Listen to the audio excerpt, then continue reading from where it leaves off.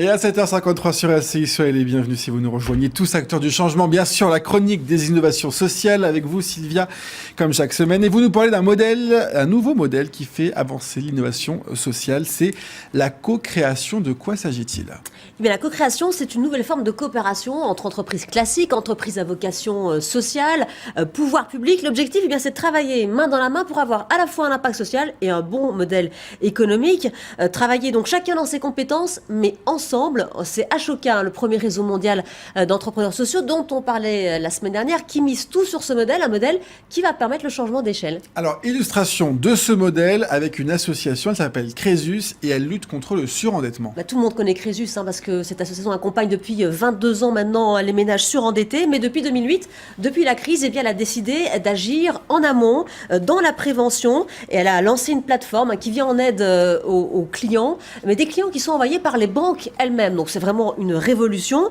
Chaque année, il y a environ 4000 dossiers qui sont traités. L'objectif, c'est de multiplier par 10 ce chiffre. Et du coup, chacun y trouve son compte. Oui, il suffit de regarder cette DLS que vous venez de voir sur l'écran. 167 millions d'euros ont été épargnés l'an dernier par les banques. Donc vous imaginez ce chiffre multiplié par 10, ce que ça donne. Et l'impact social est prodigieux car de nombreuses familles sont littéralement sauvées. Peut-être que vous ne le savez pas, mais en France, il y a à peu près 3 suicides par jour qui sont liés au surendettement.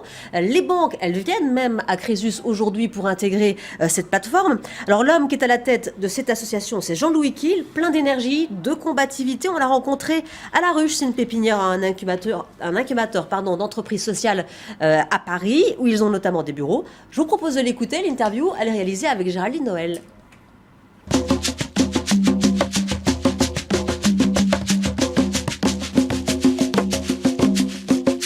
Jean-Louis Kiel, bonjour.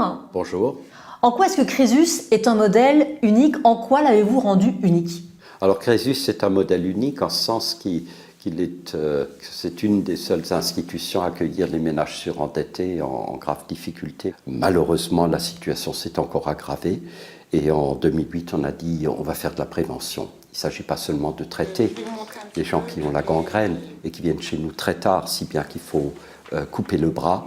On va essayer d'agir beaucoup plus vite. Justement, vous avez lancé donc cette plateforme de prévention en 2008. Vous êtes un des exemples de co-création, c'est-à-dire que vous avez élaboré un partenariat gagnant-gagnant avec des établissements financiers. Expliquez-nous comment ça marche.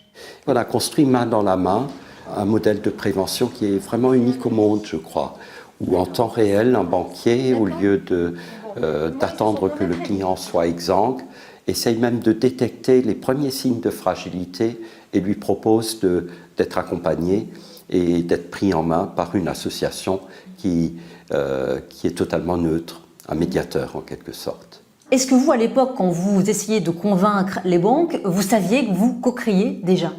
C'était indispensable. C'est une véritable hybridation de deux cultures différentes, l'une qui cherche un impact social, l'autre qui cherche un impact économique, et travailler main dans la main, construire le modèle. Et ce qui est extraordinaire, c'est que les partenaires aujourd'hui nous disent « vous nous redonnez des valeurs », en quelque sorte. On avait perdu ces valeurs, je dirais ces valeurs humaines. On peut détourner la tête lorsqu'on voit quelqu'un dans la rue. Mais au contraire, si on l'aide à se relever, je crois que celui qui donne ce coup de pouce, donc le banquier ou l'établissement financier, il retrouve un sens à son métier. Vous allez plus loin et vous proposez un programme d'éducation financière avec un jeu que vous avez lancé cet automne auprès des jeunes. Expliquez-nous. Je me suis aperçu que les gamins, au bout de 15 minutes, décrochaient.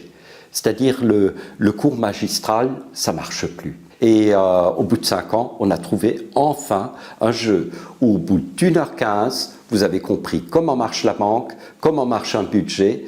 80% de nos concitoyens ne savent pas calculer un taux d'intérêt. Et bien à la fin du jeu, vous savez le calculer. Donc on est aujourd'hui d'ailleurs dans une société où il faut conjuguer à la fois l'opulence, parce que tout paraît possible, et une certaine frugalité. Et si on arrive à faire les deux, on aura un monde meilleur. Merci Jean-Louis Kiel. Merci. Voilà, alors Jean-Louis Kiel milite également pour la création d'un fichier national du crédit à la consommation. Vous allez le reconnaître, il faisait partie des citoyens qui étaient face au candidat Hollande-Sarkozy en 2012. Il a donc abordé la question, l'idée du fichier. François Hollande avait promis, il ne s'est toujours pas exécuté. Le Conseil constitutionnel vient d'ailleurs de retoquer cette idée en mars dans le cadre de la loi sur la consommation.